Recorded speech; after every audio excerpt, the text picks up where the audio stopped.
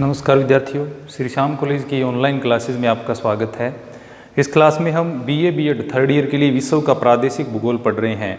विश्व के प्रादेशिक भूगोल के अंतर्गत यह 17वां भाग है।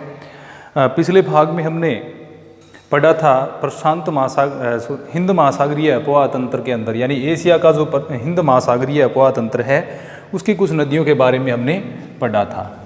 तो एशिया महाद्वीप का जो ड्रेनेज सिस्टम है उसके बारे में हम पढ़ रहे हैं, यानी अपवाह तंत्र।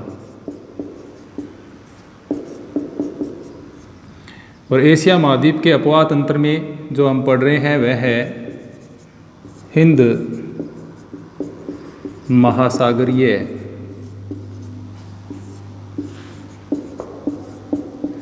अपवाह तंत्र।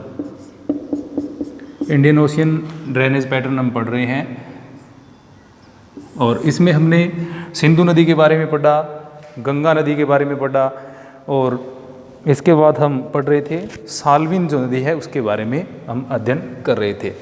तो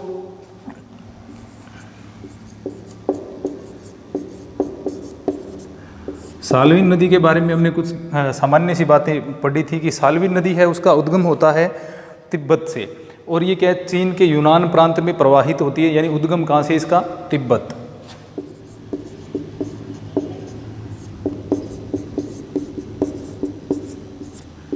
तिब्बत से उद्गम होता है और चीन के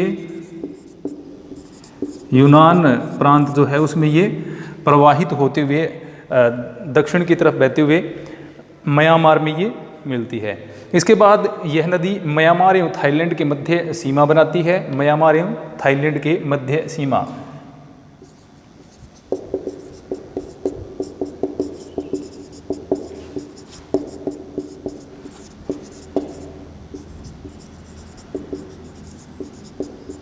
तो म्यांमार एवं थाईलैंड के मध्य सीमा बनाने वाली नदी कौन सी है? साल्विन नदी है। अब इस नदी की जो लंबाई की अगर हम बात करें तो 2815 किलोमीटर यह लंबी है। लंबाई 2815 किलोमीटर, यानी जो साल्विन नदी है वह 2815 किलोमीटर लंबी है और इसका जो बेसिन क्षेत्र है वह लगभग 3,24,000 वर्ग किलोमीटर क्षेत्र में फैला हुआ है। बेसिन 3,24,000 वर्ग किलोमीटर क्षेत्र में ये फैला हुआ है। यानी तिब्बत के पठार से निकल करके थाईलैंड एवं म्यांमार के मध्य सीमा बनाती है। लंबाई इसकी 2815 किलोमीटर और जो बेसिन क्षेत्र या अपवाह क्षेत्र जो इसका है वह 3,24,000 वर्ग किलोमीटर में फैला हुआ है। तो यह मुख्यतः कौन से देशों में बहने वाली होगी? 3 देश आ गए इसमें, चीन आ गया, म्यांमार आ गया और थाईलैंड, यानी 3 देशों में ये प्रवाहित होती है। इसका अपवाह जो क्षेत्र है वो 3 देशों में फैला हुआ है। सर्वप्रथम चीन में, उसके बाद म्यांमार में बहती है और थाईलैंड में भी। तो ये इस तरह से 3 जो देश हैं उसमें इसका अपवाह क्षेत्र है वो फैला हुआ है। और इसकी जो प्रमुख सहायक नदियों की बात करें तो मोई है वो इसकी प्रमुख सहायक नदी है। सहायक नदी है मोई। ये साल्विन नदी की मुख्य सहायक नदी है। यानी तिब्बत से निकलती है, चीन के यूनान प्रांत में बहने के बाद म्यांमार में प्रवेश करती है। म्यांमार एवं थाईलैंड के मध्य ये क्या है? म्यांमार एवं थाईलैंड के मध्य सीमा बनाती हुई आगे बढ़ती है और इसकी लंबाई है वो 2815 किलोमीटर के लगभग है।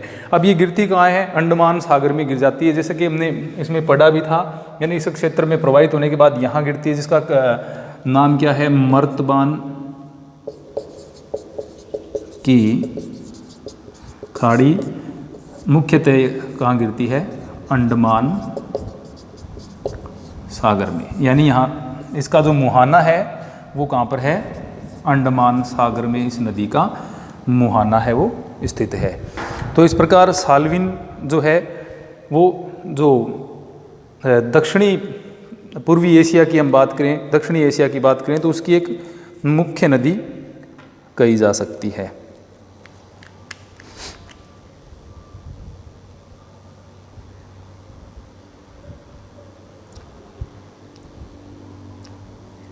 इसके साल्विन जो नदी है, इस नदी को नू नाम से भी जाना जाता है। यानी दूसरा इस नदी का जो नाम है वह है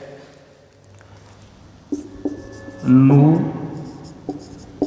नदी। यानी इसको नू भी कहा जाता है। साल्विन नदी जो है उसको दूसरा नाम जो है वो इसका नू नदी है। इसके अलावा साल्विन नदी के अलावा जो एशिया की यानी दक्षिणी पूर्वी एशिया की हम बात करें या दक्षिणी एशिया की अगर हम बात करते हैं तो उसकी नदियों में अगली नदी आती है इरावदी नदी।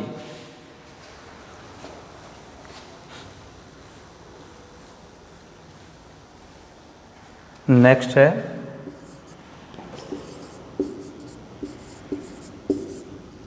इरावदी नदी।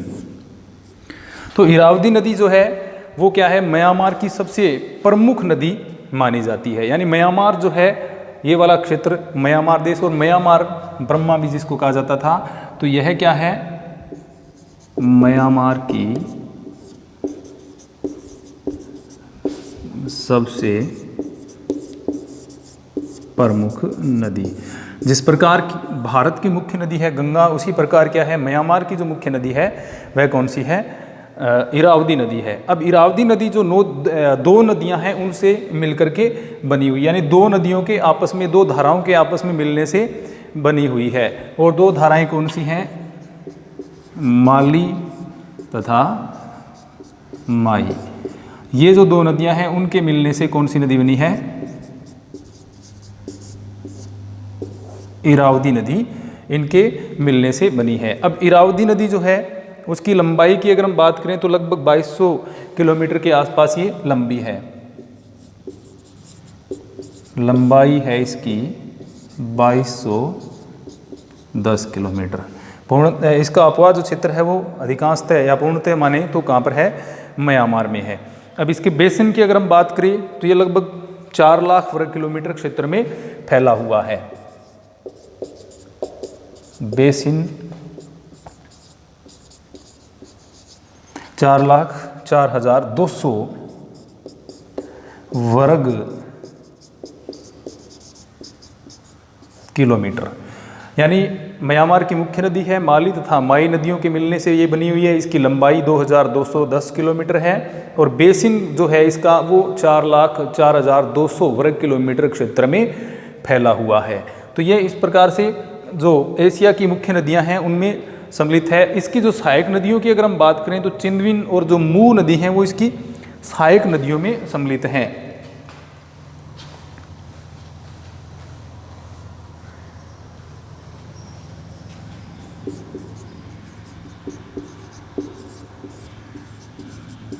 सहायक नदी है चिंदविन और दूसरी है मू। चिंदविन और मू है वो इसकी प्रमुख सहायक नदियों में है। अब इसका मुहाना रह जाता है, यानी ये म्यांमार में बहते हुए अंत में जहाँ पर इरावदी साल्विन नदी जो गिरती है उसी स्थान के पास में ये कहाँ पर गिर जाती है, अंडमान सागर। यानी इसका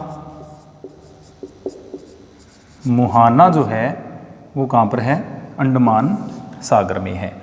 यानी इरावदी थाईलैंड की म्यांमार की सबसे मुख्य नदी है, 2210 किलोमीटर लंबी है, 4,04,200 वर्ग किलोमीटर क्षेत्रफल में इसका जो अपवाह क्षेत्र है वो फैला हुआ है। चिंदविन और मू इसकी सहायक नदियां हैं और ये अंत में अंडमान सागर में गिरती है। तो ये एक और मुख्य नदी होगी। इसके बाद में हम अगर देखें हिंद महासागरीय अपवाद अंतर के अंदर जो सम्मिलित होती हैं नदियां, उनमें आती है चाऊ फ्राया नदी।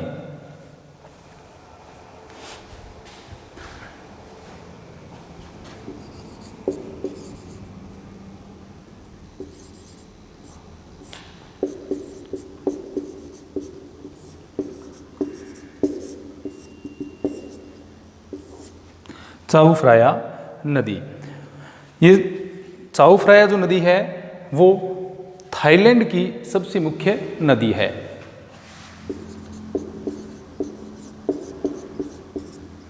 थाईलैंड की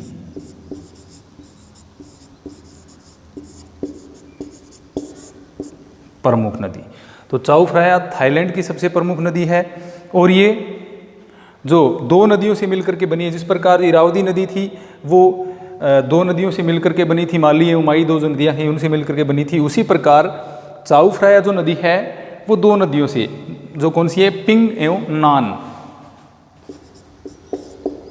पिंग एवं नान जो नदियां हैं वो मिलकर के बनाती हैं चाओ फ्राया रिवर, चाओ फ्राया नदी। यानी दो नदियों से मिलकर के ये नदी बनी हुई है, पिंग एवं नान।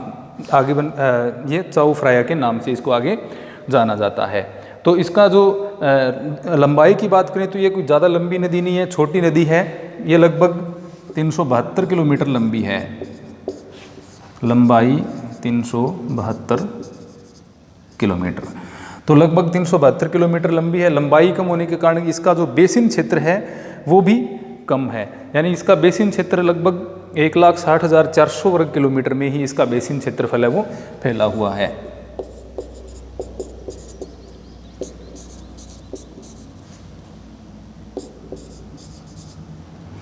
तो 1,60,400 वर्ग किलोमीटर।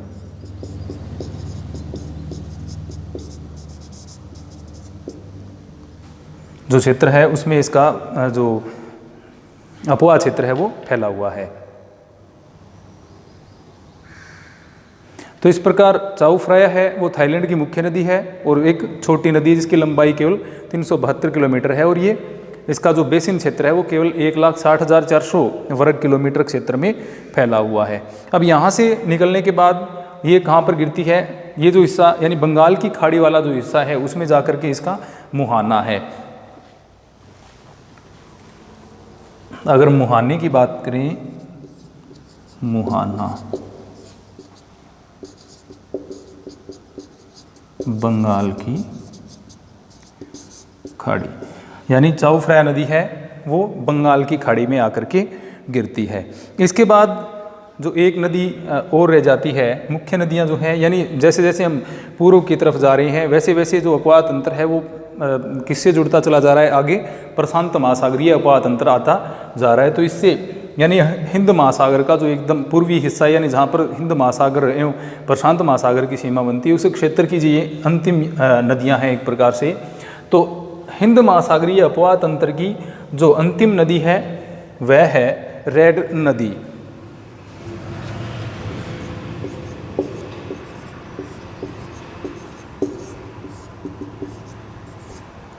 रेड नदी जो है वो हेंगदुआन पर्वत से निकलती है, यानी चीन वाला जो क्षेत्र है उससे इसकी उत्पत्ति होती है।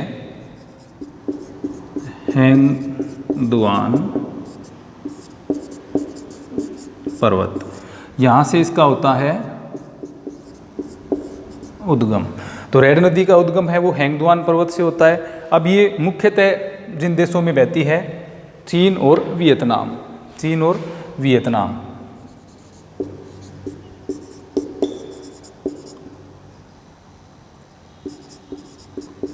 रेड नदी चीन और वियतनाम में मुख्यतः बहती है। अब इसकी लंबाई है वो लगभग 1149 किलोमीटर के आसपास, लगभग 1150 किलोमीटर है, लंबाई 1149 किलोमीटर।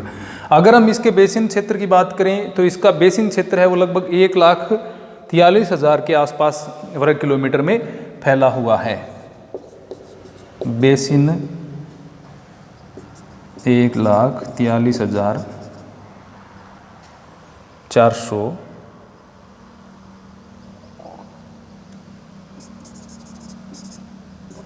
वर्ग किलोमीटर में फैला हुआ है। 1,43,400 वर्ग किलोमीटर क्षेत्र में इसका बेसिन क्षेत्र फैला हुआ है, यानी अपवा क्षेत्र, अपवा तंत्र जो इसका है वो 1,43,400 वर्ग किलोमीटर क्षेत्र में विस्तृत है। अब इसका जो मुहाना है वो दक्षिणी चीन सागर है, यानी दक्षिणी चीन सागर में वैसे ये गिरती है लेकिन फिर भी इसको हिंद महासागरीय अपवा तंत्र की नदियों में ही शामिल किया जाता है। तो दक्षिणी चीन सागर में आकर के ये गिर जाती है। मुहाना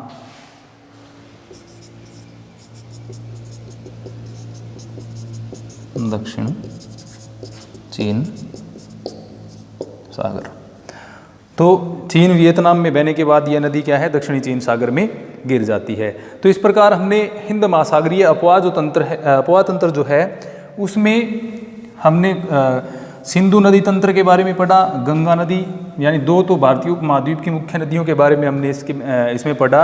इसके बाद इससे पहले हमने जो दजला फरात नदियाँ थी यानी जहाँ से हमने प्रारंभ किया था दजला फरात नदी के बारे में, उसके बाद सिंधु नदी यानी पूर्व की ओर हम चलते गए, यहाँ से हमने गंगा नदी के बारे में पढ़ा, फिर इरावदी नदी के बारे में पढ़ा, साल्विन नदी के बारे में पढ़ा, फिर इरावदी नदी के बारे में पढ़ा और रेड नदी के बारे में पढ़ा। तो इस प्रकार क्या है, ये जो मुख्य नदियाँ थीं हिंद महासागरीय अपवाह तंत्र की यानी दजला फरात, सिंधु, गंगा, साल्विन, इरावदी, चायुफ्राया और इसके अलावा रेड जो नदी हैं उनको हिंद महासागरीय अपवाह तंत्र में, एशिया का जो अपवाह तंत्र है उसके हिंद महासागरीय अपवाह तंत्र में पढ़ा जाता है। तो 3 अपवाह तंत्र हमने पढ़े, आर्कटिक महासागरीय अपवाह तंत्र पढ़ लिया, प्रशांत महासागर का अपवाह तंत्र पढ़ लिया और हिंद महासागर का अपवाह तंत्र पढ़ लिया। अब इसके पश्चिम दिशा में चले जाएं यानी किस क्षेत्र में चले जाएं, भूमध्य सागर में। तो भूमध्य सागर में नंबर 4 जो हम देखेंगे वह है भूमध्य सागरीय अपवाह तंत्र।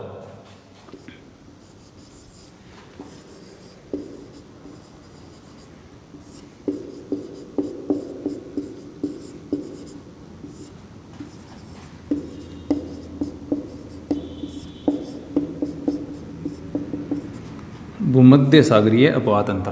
भूमध्य सागरीय अपवाह तंत्र की हम बात करें तो पश्चिमी एशिया की जो नदियां हैं, छोटी नदियां जो हैं वो भूमध्य सागरीय अपवाह तंत्र के अंतर्गत आती हैं। यानी पश्चिमी एशिया में जो भी नदियां बहती हैं, पश्चिमी क्षेत्र में जो नदियां बहती हैं वो सारी नदियां किस में आएंगी, भूमध्य सागरीय अपवाह तंत्र के अंतर्गत आ जाएंगी। अब भूमध्य सागरीय अपवाह तंत्र की जो नदियाँ हैं उनमें कोई बड़ी नदी है वह सम्मिलित नहीं है, यानी केवल इसमें छोटी नदियां हैं वो सम्मिलित होती हैं भूमध्य सागरीय अपवाह तंत्र के अंतर्गत। अब भूमध्य सागरीय अपवाह तंत्र के अंतर्गत जो नदियां आएंगी उनमें जो विशेषतः टर्की और सीरिया का जो क्षेत्र है उससे जो नदियां निकलती हैं वो भूमध्य सागरीय अपवाह तंत्र के अंतर्गत आती हैं। अब जैसे सबसे पहली इसमें जो मुख्य तो कोई विशाल नदी तो है ही नहीं, भूमध्य सागरीय अपवाह तंत्र है इसमें कोई विशाल नदी नहीं है, यानी भूमध्य सागरीय अपवाह तंत्र में कोई भी बड़ी नदी, एशिया की जो मुख्य नदियां हैं उनमें सम्मिलित कोई भी बड़ी नदी यहाँ पर नहीं है। इस क्षेत्र में बहने वाली नदियां कैसी हैं, बहुत छोटी।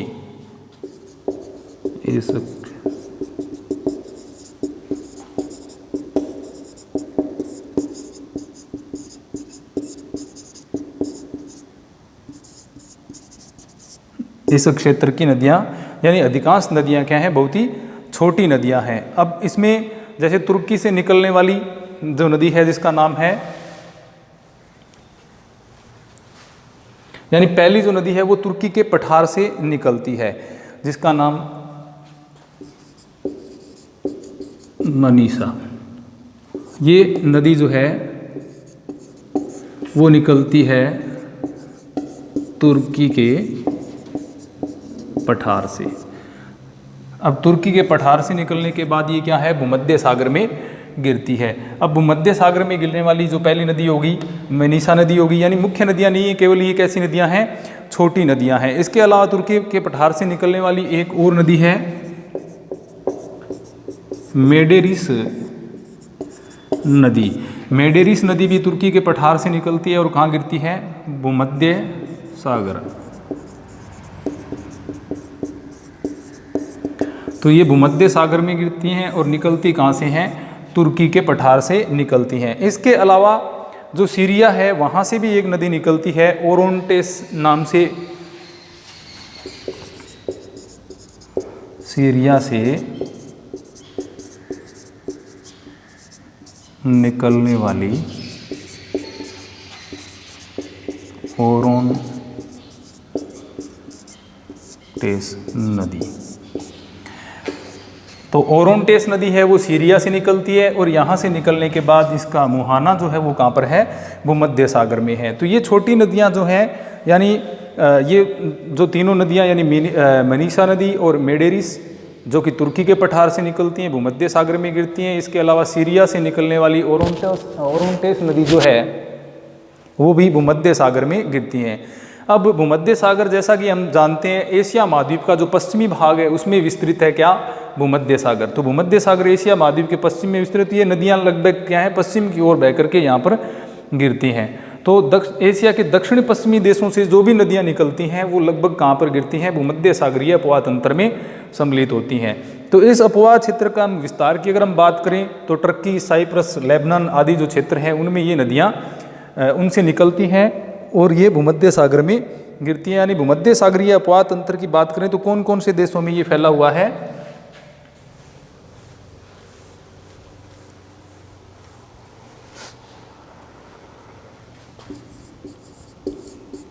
Turkey, Syria, Cyprus, Lebanon, Jordan और इज़राइल। तो यहाँ से जो भी नदियाँ निकलती हैं वो सारी नदियाँ, यानी ये जो अपवाह तंत्र है उसका विस्तार इन देशों में पाया जाता है। यानी यूरोपीय और एशियाई दोनों देशों में भूमध्य सागरीय अपवाह तंत्र का विस्तार हुआ है। लेकिन हमने केवल यहाँ पर क्या है एशियाई जो नदियाँ हैं मुख्यतः यानी एशिया के क्षेत्र से जो प्रवाहित होती हैं उनके बारे में ही पढ़ना है। तो यहाँ पर जो गिरने वाली नदियाँ हैं यानी भूमध्य सागरीय अपवाह तंत्र की जो नदियाँ हैं उनमें देखें तो जो मुख्य छोटी छोटी नदियाँ हैं तो मुख्य नदियों में मनीषा जो और मेडेरिस जो कि टर्की के पठार से निकलती हैं, यानी उद्गम तो एक प्रकार से यूरोपीय क्षेत्र में हुआ इनका, और ये गिरती हैं भूमध्य सागर में। इसके अलावा सीरिया से निकलने वाली ओरोंटेस नदी, यानी टर्की, सीरिया, साइप्रस, लेबनान और जॉर्डन, इजराइल, ये जो क्षेत्र हैं यहाँ से जो भी छोटी नदियाँ निकलती हैं इस क्षेत्र की जो मुख्य नदियाँ हैं यानी यहाँ की नदियाँ विशेषतः क्या है एक प्रकार से वर्षा आधारित नदियाँ हैं। तो ये नदियाँ कोई विशेष महत्व नहीं रखती हैं और इस क्षेत्र की जो नदियाँ हैं वो भूमध्य सागर में अपना जल प्रवाहित करती हैं। तो इस प्रकार ये हो गया 4 नंबर भूमध्य सागरीय अपवाह क्षेत्र। अब देखते हैं आंतरिक अपवाह तंत्र। अपवाह तंत्र में अंतिम जो है वो है आंतरिक अपवाह तंत्र।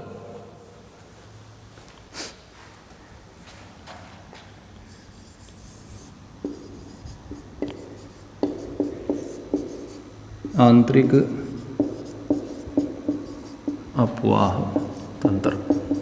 तो आंतरिक अपवाह तंत्र में कौन सी नदियां सम्मिलित होती हैं जो किसी बाह्य सागर महासागर में जाकर के नहीं गिरती, यानी महाद्वीपीय भाग में ही किसी क्षेत्र में किसी जल स्रोत में जो गिर जाती हैं उन्हीं को आंतरिक अपवाह क्षेत्र की जो नदियां हैं उनमें सम्मिलित किया जाता है। अब अगर हम देखें तो जो अनातोलिया का पठार, यानी यहाँ से हम प्रारंभ करें मध्य जो एशिया का क्षेत्र से लेकर के मंचूरिया वाला जो क्षेत्र है वहाँ तक जो ये पूरे क्षेत्र का बीच का जो भाग है उसमें क्या है आंतरिक अपवाह क्षेत्र फैला है। यानी अनातोलिया पठार से मंचूरिया तक, अनातोलिया पठार से लेकर के मंचूरिया तक का जो क्षेत्र है वो सभी पूरा अनातोलिया का पठार, जैसे हमने पठारी जो क्षेत्र थे जब पढ़े थे पठारी भाग, तो उसमें हमने अनातोलिया के पठार के बारे में भी पढ़ा था। तो अनातोलिया का पठार जो है वहाँ से लेकर के पूरा इसको पार करें मंचूरिया तक क्या है आंतरिक जो मध्य का भाग है वहाँ की जो नदियाँ हैं वो आंतरिक अपवाह तंत्र में आती हैं। तो ये इसमें अगर हम अपवाह तंत्र में देखें तो 2 नदियाँ मुख्य हैं, एक आमू दरिया और दूसरी है सर दरिया।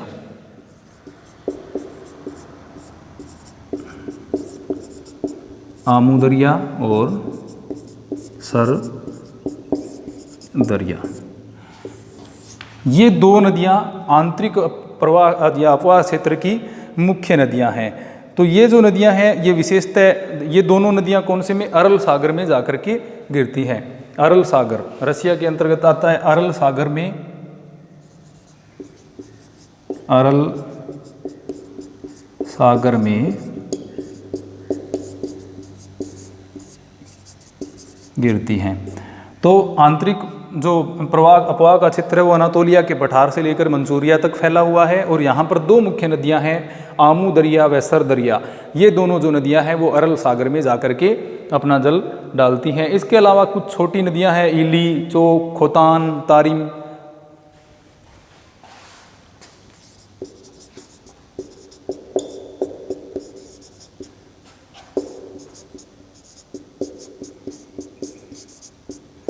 आदि अन्य छोटी नदियां हैं वो भी क्या है आंतरिक अपवाह तंत्र के अंदर सम्मिलित होती हैं, जो कि क्या है बाल्कस झील में जाकर के गिरती हैं। अब आंतरिक अपवाह तंत्र की एक विशेषता है कि आंतरिक अपवाह तंत्र का जो नदियां हैं उनका अपवाह किस पर निर्भर करता है, वर्षा पर निर्भर करता है, क्योंकि आंतरिक जल स्रोतों पर यह निर्भर करता है। तो ये इस अपवाह तंत्र की जो नदियां हैं पर्याप्त जल इनको वर्षा से प्राप्त होता है, जिससे क्या ये जो आंतरिक सागर या झीलें हैं उनमें गिर जाती हैं, या फिर जो रेतीले मरुस्थल हैं उनमें जाकर के गिर जाती हैं।